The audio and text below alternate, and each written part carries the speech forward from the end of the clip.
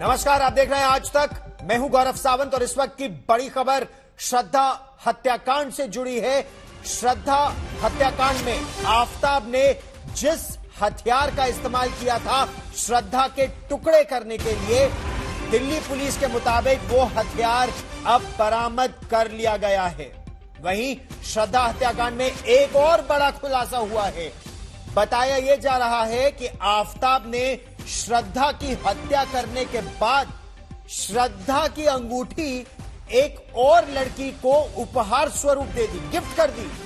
Delhi police के मुताबिक श्रद्धा की यही अंगूठी आफताब की जो दूसरी महिला मित्र है उससे बाकायदा बरामद कर ली गई है। यह आफताब की वही मित्र है, वही महिला मित्र है जिसे श्रद्धा की हत्या के बाद आफताब उसी छतरपुर के फ्लैट में लाया था। जिस वक्त आफताब ने अपनी दूसरी इस महिला मित्र को फ्लैट पर बुलाया था, उस समय श्रद्धा के शव के टुकड़े घर के फ्रिज में पड़े हुए थे।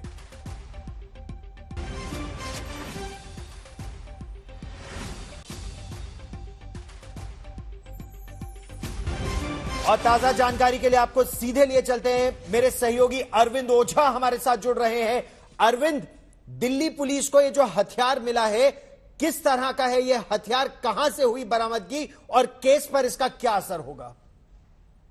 देखिए गौरव, सबसे पहले तो ये एक बड़ा ब्रेक थ्रू है जो आज तक को दिल्ली पुलिस के टॉप ऑफिशियल ने बताया है, जो श्रद्धा हत्याकांड की जांच को मॉनिटर कर रहे हैं। उन्होंने बताया है कि कुछ हथियार बरामद कर लिए गए हैं और ये पहली बार किसी अधिकारी ने इस तरह से बयान। जी, हम एक बार फिर अरविंद से संपर्क साधने का प्रयास करेंगे। श्रद्धा हत्याकांड में जिस धारदार हथियार का इस्तेमाल हुआ था वो हथियार मिल गया है और ये तस्वीर आपको कुछ समय पहले की दिखा रहे हैं, जब आफताब आमीन पूनावाला को पॉलीग्राफ टेस्ट के लिए बुलाया गया था। FSL laboratory, forensic sciences laboratory में उसका टेस्ट हो रहा है। अब नार्को एनालिसिस टेस्ट भी होगा, लेकिन उससे पहले एक बार फिर मेरे सहयोगी अरविंद हमारे साथ जुड़ रहे हैं। किस तरह का है यह हथियार और मिलान कैसे होगा कि यही इसी हथियार का इस्तेमाल हुआ था श्रद्धा के टुकड़े करने के लिए? देखिए, धारदार जो ये हथियार है और आफताब ने खुद जब ये कबूला कि इन्हीं हथियारों से मैंने श्रद्धा की बॉडी के टुकड़े किए थे, उसके बाद उसकी ही निशानदेही पर दिल्ली पुलिस ने ये हथियार बरामद किया है। नंबर 1।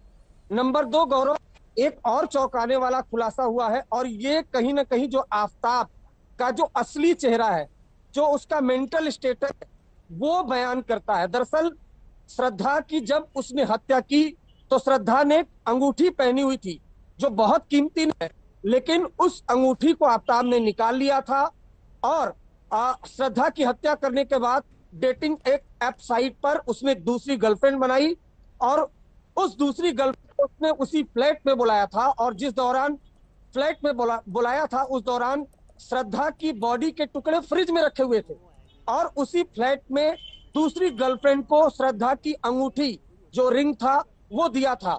दिल्ली पुलिस ने दूसरी जो गर्लफ्रेंड थी उससे वो अंगूठी रिकवर कर ली है, उसके बयान दर्ज कर लिए हैं। तो देखिए, ब्रेक थ्रू जो दिल्ली पुलिस के लिए अहम है, खासतौर से इस केस में वेपन्स रिकवर कर लिए गए हैं जिससे श्रद्धा की बॉडी के टुकड़े किए गए थे। जबकि जो आफताब है उसकी साइकोलॉजी समझिए आप कि किस तरीके से एक लड़की की हत्या करता है, उसकी बॉडी के टुकड़े उसी घर में फ्रिज में रखे होते हैं, वो दूसरी गर्लफ्रेंड को बुलाता है और उस गर्लफ्रेंड की जिसने हत्या की थी उसकी अंगूठी दूसरी लड़की को देता है।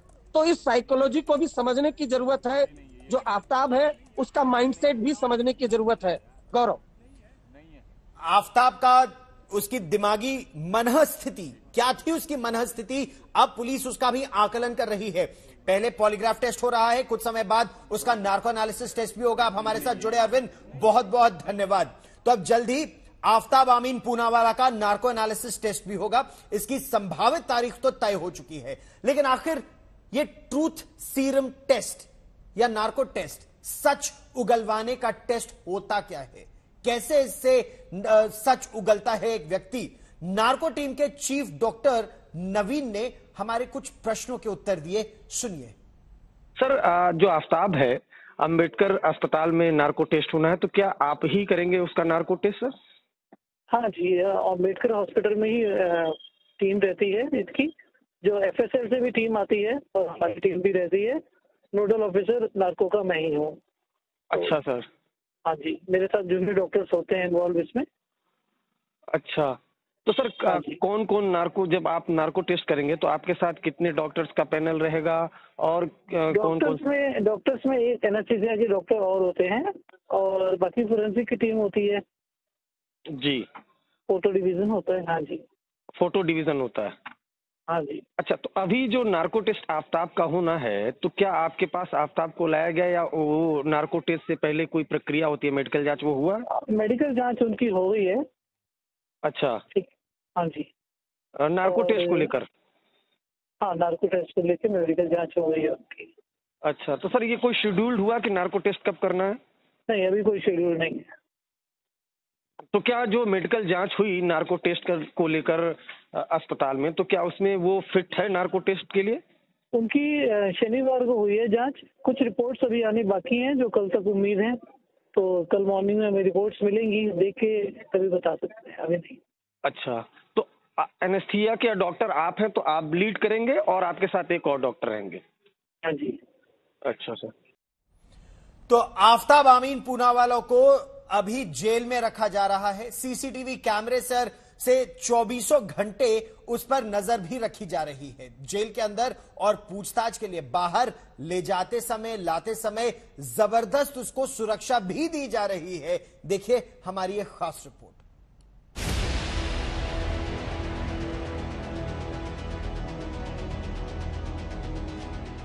दिल्ली की तिहाड़ जेल, यही है श्रद्धा मर्डर के आरोपी आफ्ताब पूनावाला का नया ठिकाना।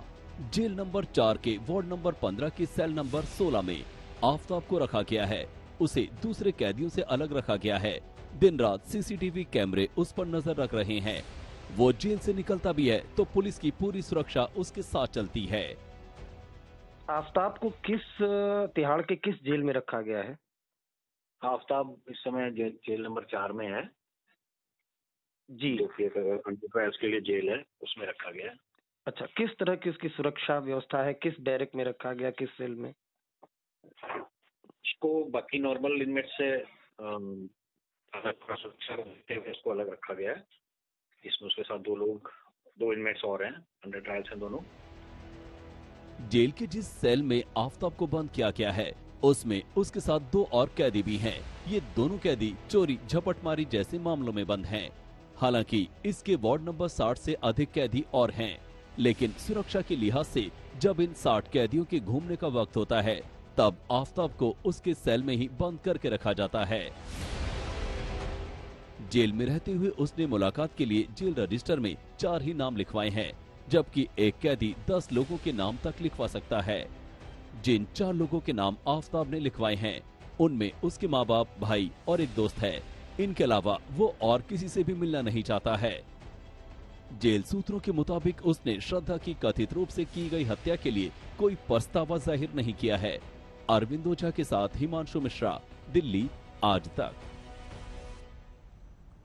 और रुख करते हैं दूसरी बड़ी खबर की ओर। गुजरात चुनाव में प्रधानमंत्री नरेंद्र मोदी ने कांग्रेस पर आतंकवाद को लेकर बड़ा प्रहार किया है।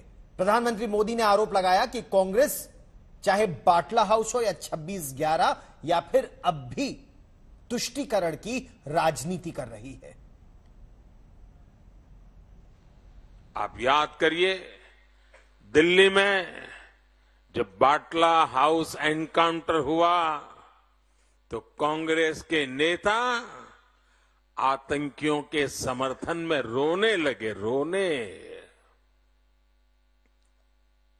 कांग्रेस आतंकवाद को भी वोट बैंक की नजर से देखती है, तुष्टीकरण की दृष्टि से देखती है।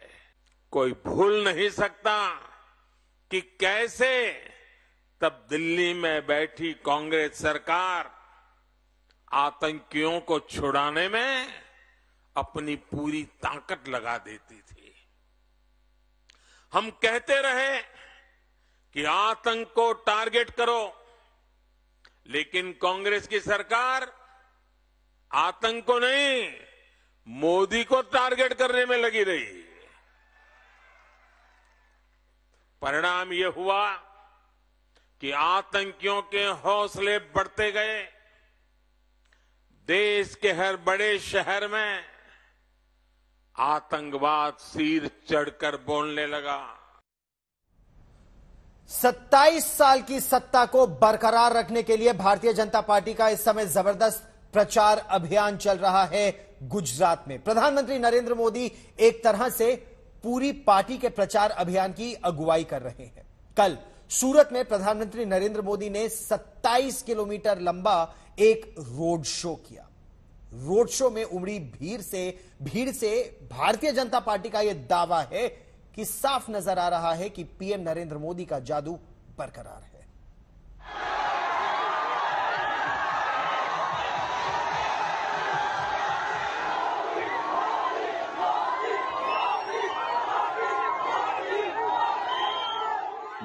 मोदी के नारों से गूंज उठा गुजरात का सूरत शहर।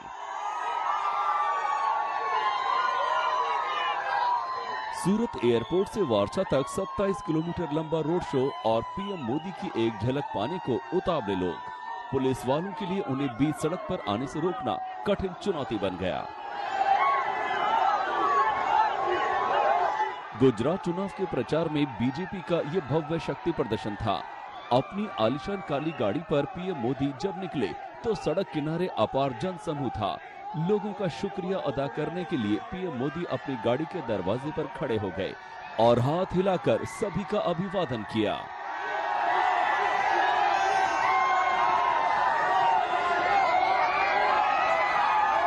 प्राइम मिनिस्टर नरेंद्र मोदी का सबसे बड़ा इलेक्शन का रोड शो इस वक्त सूरत में हो रहा है। आप तस्वीरें साफ देख सकते हैं किस तरीके से 27 किलोमीटर लंबा ये road show prime minister Narendra Modi का सूरत के बीचों बीच से गुजरता हुआ, और ये जो रोड शो है काफी ज्यादा महत्व रखता है।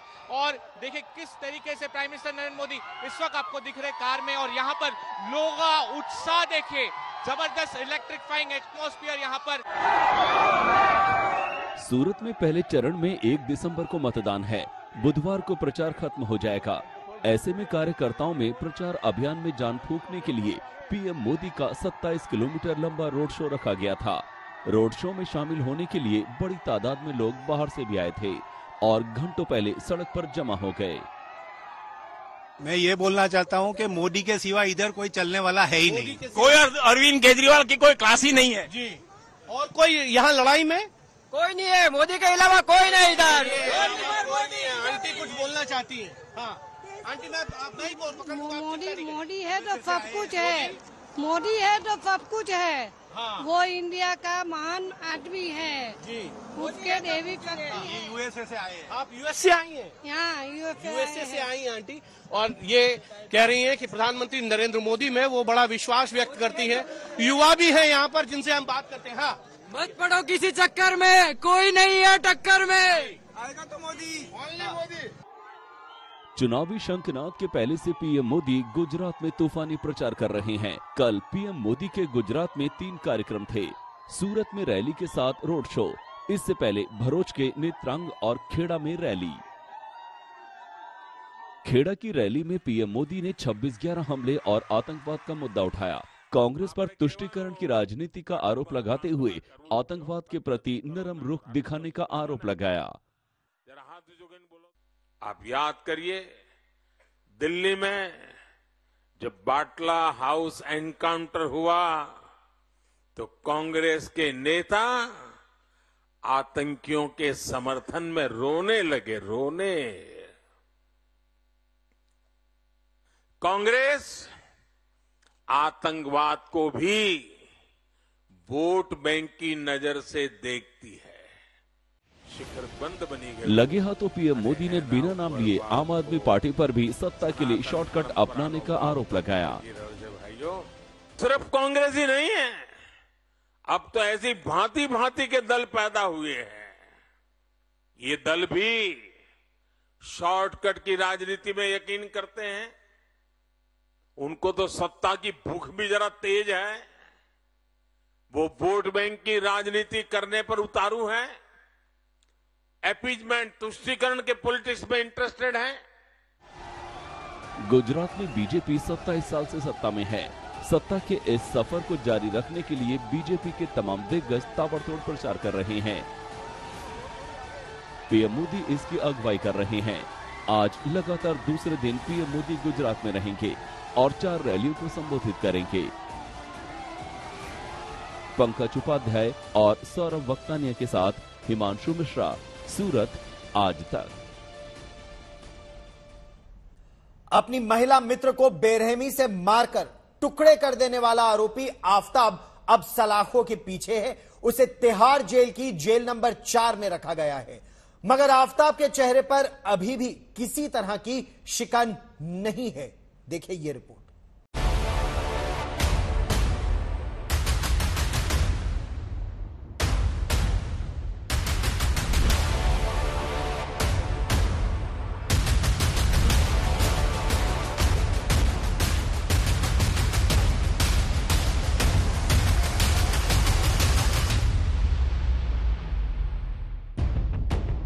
श्रद्धा ने आफताब को बेइंतहा मोहब्बत दी थी और बदले में उसे मिली बेशुमार नफरत और एक ऐसी मौत जो दहला देने वाली थी। श्रद्धा को टुकड़े टुकड़े करके बेफिक्र था आफताब। उसे पूरा भरोसा था कि वो पुलिस कानून सबको धोखा देने में कामयाब हो जाएगा, मगर 6 महीने तक आजादी की सांस लेने वाला आफताब अब सलाखों के पीछे है। आफताब को दिल्ली की तिहाड़ जेल में रखा गया है। तिहाड़ की जेल नंबर 4 में आफताब के गुनाहों का हिसाब किताब हो रहा है। देश के सबसे खौफनाक कत्ल को अंजाम देने वाला आफताब 3 दिन तक पॉलीग्राफ टेस्ट का सामना करने के बाद आखिरकार तिहाड़ पहुंचा है। कोर्ट में उसकी पेशी हुई थी और 14 दिन की पुलिस कस्टडी खत्म होने के बाद उसको इसी तिहाड़ जेल में भेज दिया गया। श्रद्धा हत्याकांड का आरोपी आफताब दिल्ली के तिहाड़ जेल पहुंच चुका है। दरअसल पुलिस कस्टडी पूरी होने के बाद पुलिस ने उसे अदालत के सामने पेश किया था, जहां अदालत ने उसे 13 दिन की न्यायिक हिरासत में भेज दिया है। न्यायिक हिरासत में भेजते ही आफताब को तिहाड़ के जेल में लाया गया। सूत्रों के मुताबिक आफताब को तिहाड़ की जेल नंबर 4 में रखा गया है। सुरक्षा कारणों से आफताब को जेल नंबर 4 के सेपरेट सेल में रखा गया है।